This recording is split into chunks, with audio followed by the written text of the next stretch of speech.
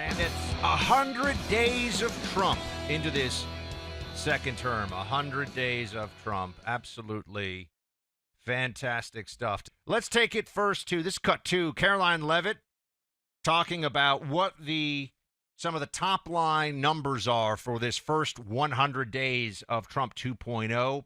So far, total investment commitments under the Trump administration have reached more than $5 trillion, including $500 billion from Apple in U.S.-based manufacturing and training, $500 billion from NVIDIA and AI infrastructure, $100 billion from TSMC and U.S.-based chips manufacturing, and the $500 billion private investment by OpenAI, Oracle, and SoftBank in AI infrastructure as well. All of these investment commitments are estimated to generate at least 451,000 new high-paying jobs for American workers and families. At this point, President Trump has secured more investments in the United States of America in 100 days than Joe Biden did in 4 years. Trump is a deal maker, as we know, Clay, and we'll talk more about tariffs. We'll ask J.D. Vance about that, too. But in terms of the economy being open for business in this country, and particularly look at things like trying to maximize energy production, going after our own resources, a lot to be proud of so far in 100 days. Totally. And some people are going to say, because the negative, given that we're at 100 days, going to be, hey, let's look at the polling numbers. Here's what I would say about the polls. First of all, I don't really care. And you might say, okay, what do you mean by that? Trump is not going to be eligible to run for re-election. So I suspect that by the time Trump's term is coming near an end, that he will be on a popularity upswing, like we saw with Barack Obama and with Bill Clinton by and large. Did you sign on to this, Buck, that the only two-term presidents that could have been reelected if they had been able to run would have been Bill Clinton in 2000 and Barack Obama, I think, would have won in 2016. Now, maybe not. I also think Ronald Reagan, if he had been able to run in 1988, even with his advanced age, would have likely won too. I think Trump will be at his peak popularity. Here's a 3-year in advance prediction. Trump in the fall of 2028 will be at peak popularity because the impact of his trade agreements and of his economic policies will be flourishing at a high level. I think we will have peace. And I think that if Trump were eligible to run for a third term, that he would win again in 2028. So I it's think very early. It's very very early. early. You're throwing a lot of historical, early. A lot of, we can't test the thesis one way or the other. I mean, I think Bill Clinton is incredibly lucky as a politician. The luck that guy had on a whole range of things. Clay, if he had been in office when 9/11 actually happened, the straight line between him being an imbecile on foreign policy and missing every chance and us getting hit with the worst attack since Pearl Harbor would have been irrefutable even for Democrats. Also, the stock market crash. Also, a lot of things. This guy got out just in time. That he would have won. I think he would have beaten George W. Bush. I don't know.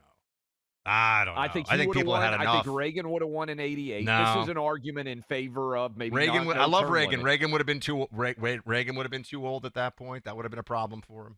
I think he would have won because the only reason that George Bush Sr. won was because Reagan was so beloved, and obviously Dukakis was not a candidate. You don't think Ronald Reagan would have beaten Dukakis in '88? Even old Reagan? Yeah, no, he would have won. I mean, if you're throwing in the mix like who he's going up against, Barack Obama running against Donald Trump. I actually don't think Barack Obama would have won. I think Trump would have won. I think he would. I think he would have won that election. I think that Obama would have beaten Trump in 2016. Remember, well, you and I disagree vociferously. Remember, Hillary. First of all, I don't think Trump would have been the nominee necessarily, but Hillary came within whatever it was, 80,000. Hillary was an awful candidate, right? Awful candidate. She was. I mean, even Democrats looking back, they're like, man, I don't know who she would have been able to beat. I think Trump was a great candidate against her, ran a phenomenal campaign. But I actually think the best campaign Trump ran was 24. of his 3 election campaigns. 16 was phenomenal. I think he was so well schooled by 24. 16 was more haphazard.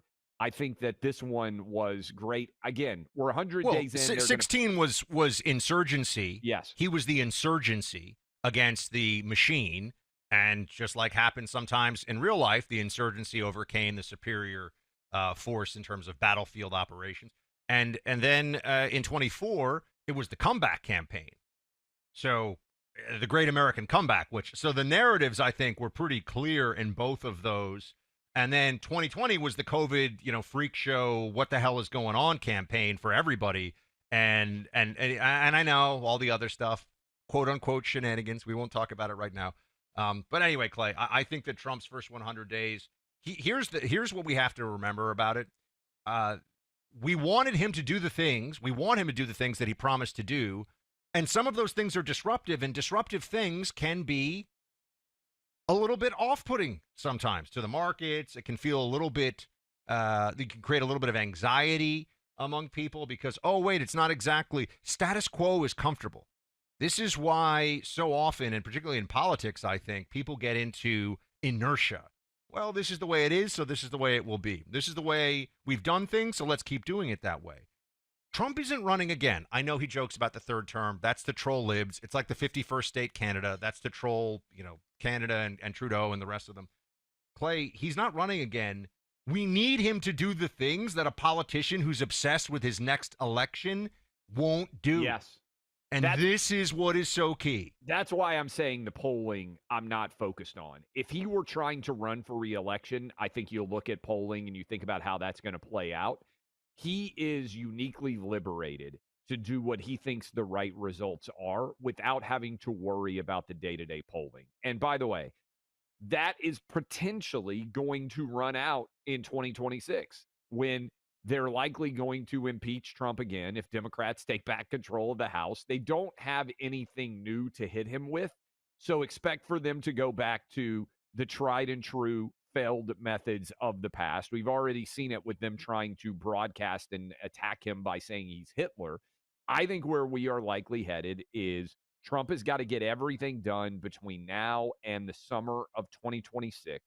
And then we will see the House come down to 5 or 6 different really close races, and Democrats are either going to have a tiny minority or Republicans are going to have a tiny majority, right?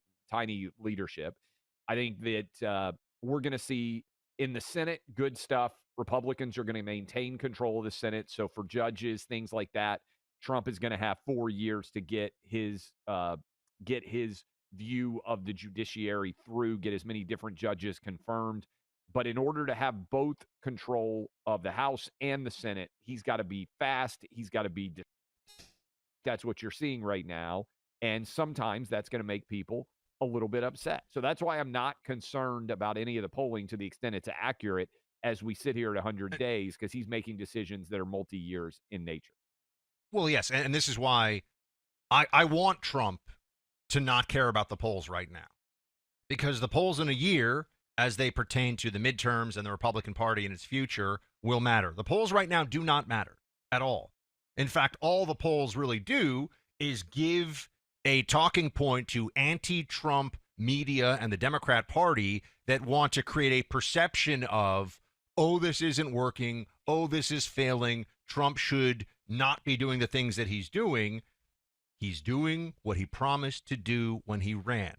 He said he would take on the tariff issue. He said he would get a peace deal between Russia and Ukraine. He said he'd secure the border. I could go down the whole list. He's doing the things he said he would do. Some of these things are, as we've said, a departure from the status quo. They are disruptive. And so, Clay, by their very nature, they're going to create a little bit of friction and a little bit of uncertainty. If you don't want that, you don't want change, you don't want someone to fix anything, you just want more of the same. I think we all need to remember that. The first 100 days has been A+ overall. It's not perfect. Nothing ever will be. And there's no certainties. There's no guarantees in life. But he's doing what he said he would do. And I think he should have our full support as he continues to pursue that mandate. If he had veered off into nonsense, I'd be saying, why did he veer off into nonsense? That's not what has happened. I also think, and we'll talk about this more, the next 100 days or so are set up to be incredibly consequential. Hopefully, we get some form of resolution in Ukraine, more resolution in Gaza. And again, inflation, which to me, I'll hit you when we come back, Buck, with what the American public from an economic perspective is most focused on. And inflation is at 4-year lows. To me, that is the number one laser focus after us over 9%. People still feel like things cost more than they should. Tomorrow evening, Israel begins celebrating their own Independence Day. 77th anniversary as a nation. And like our Independence Day, it should be a celebration. But this year, once again, it's going to be tense. For the majority of people living in Israel, freedom, nothing more than a daily struggle just to survive. There's no real peace, only hesitation and fear of when another missile attack might arrive. It's difficult to find moments of joy when there is so much danger and suffering out there. The Israeli government appreciates the International Fellowship of Christians and Jews because they're helping to make sure the elderly, the sick, the wounded soldiers, and impoverished families, they don't fall through the cracks. I saw all the work that the fellowship does when I was in Israel during December. We can provide, thanks to you guys, life-saving aid, medicine, hearty meals, safety, and comfort. When we bless the people of Israel, we unlock God's blessing in our lives as well. You can join us and show your support for Israel by making a life-saving gift today. Call to make your gift at 888-488-IFCJ. That's 888-488-4325. You can also go online at supportifcj.org